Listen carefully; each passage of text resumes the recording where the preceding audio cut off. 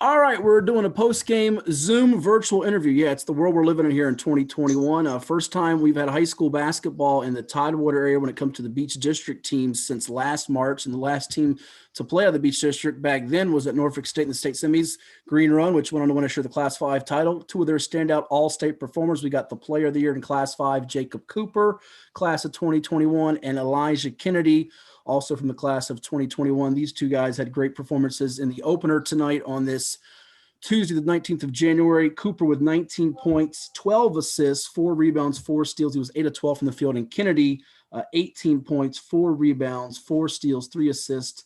Shot it efficiently as well, 7 of 12 and 4 threes, plus a couple of gorgeous alley-oops. These two guys connected.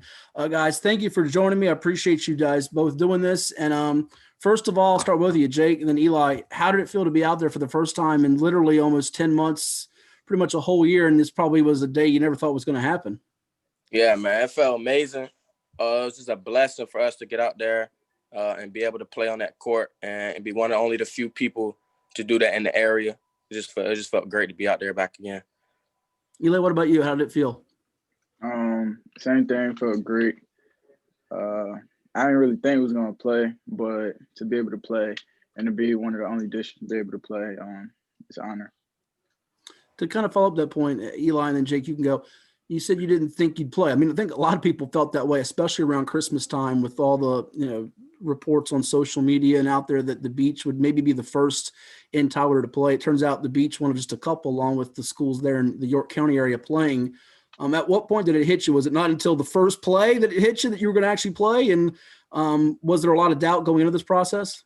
Yeah, definitely. With some of the teams being eliminated, like Lancetown and Salem, because some of the players got COVID, that definitely played a factor into my mental. But as soon as the ball got into play, I was put all that aside and just was ready to play. I was glad to be out there. Mm-hmm. What about for you, Jake? I mean, I imagine there was probably a lot of times like, goodness, this season's about to get canceled. My senior year, worked so hard for this, and it might just go away without even having any control of it. Yeah, it felt really great getting dressed, like listening to the music, getting into the to that game mode, and then once we started doing warm-ups, it just felt a lot better. Just like a lot of confidence came back, and it felt good to be out there. For both of you guys, Jake, you go first on this one. No fans. I mean, something you haven't been doing in a regular season game. Certainly you've had some, different types of styles of that over the years, be it, scrimmages, AAU, if you will. But did it kind of almost feel like a close scrimmage? And how did you kind of get that, manufacture that own energy, if you will? I mean, I really just block like fans out for the most part. I just like my focus stays on the game. So like that really didn't affect me. And usually all I hear is the cheerleaders anyways over in the game. So it was like they was there. So it was just normal to me for real. How about you? For you, Eli, was it an adjustment at all or not really? Not really. I mean, I could definitely feel their presence, that it wasn't there. But coach been talking about it all week, bring your own energy. That's what the bench did tonight. That's what we've been focusing on, and it helped a lot tonight. I want you guys to talk about those two alley-oops you had. First play of the game, Eli, you hit a 3, and then you catch a lob from Jake. That's something you guys planned a whole heck of a lot, or just on the fly it happened? I mean, you could say it was planned. I mean, we practiced it, but I mean, that's just a game thing. It's not always there, but it was a good momentum booster. It's just like, I mean, we definitely practice it. Because if we don't practice it, I want to do it in the game. But like, you can't really plan those. So like, whenever you got a chance to do it, I just do it. Like, it's like a once in a lifetime type thing. So I just let it happen. Which one was sweeter? Was it the first one or the one off the glass? Because those are both hard to pull off. And I think you guys even tried it for a third one. I'm not sure. Maybe Jake, you had tried for somebody else. Might have been George or somebody for a third one. Which was sweeter? Eli and Jake, which was sweeter?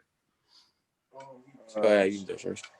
I don't know. I felt like the first one I got up a little bit higher, but everybody been saying the second one off the backboard has been getting the most attention.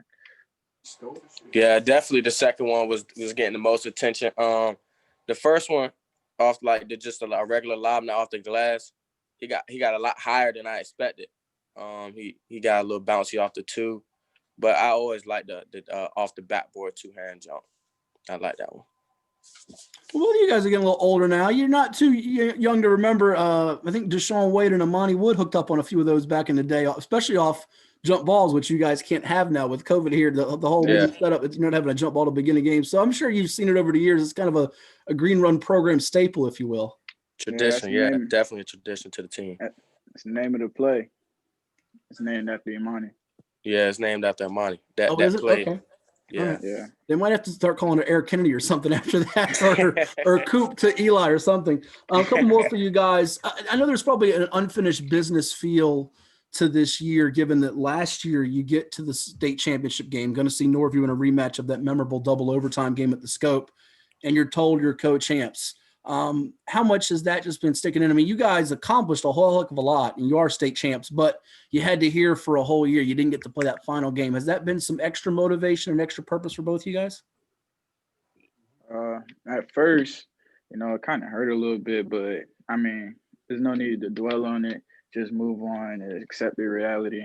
But at the end of the day, we won. Like, you gotta take what you get and move on, And the situation we're in now is the same mentality, because we might not know what would be our last game. Today could have been our last game, because we may not know, somebody could catch COVID and season end like that. But we just gotta keep going, play every game like it's our last, and just hope for the best.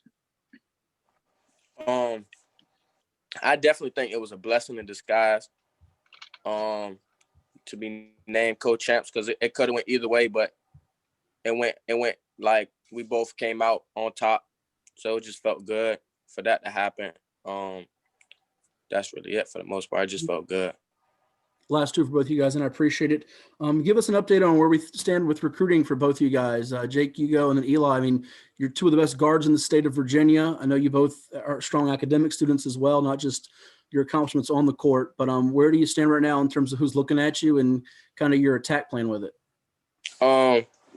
It's going kind of slow, but just trusting the process.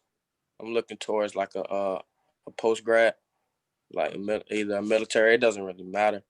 Just someone is gonna take me in and love me for who I am.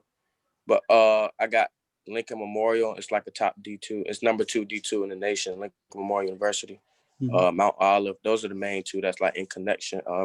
VMI, schools like that. How about you, Eli? What's the options looking like for you? Same thing over here. It picked up during the summer, but it slowed down now. But pretty sure it's about to pick up again with basketball being played again. But yeah, same thing. I'm going to go post grad and maximize all the offers and all the colleges and looks and all that. And I'm gonna try to go high D1. Lastly, for both you guys, it's certainly a goal for every kid to say we want to go out on top, win another state championship, and you guys certainly have the team and the experience to do so. But what do you want to come out of this season that was looking like it might not happen at this point, whether you play 6 games, 8 games, playoffs? What do you want to get out of this journey before you get to the college level? Jake, and then Eli. I just want to. My main goal is to be a big leader and role model to our team. Definitely win a state, like get this going, win that state, get another ring. But my big goal is being a leader and helping the young 9th graders and 10th graders like get comfortable and confident and help them and lead them through this season so they ready for when I leave. That's my main goal. Eli?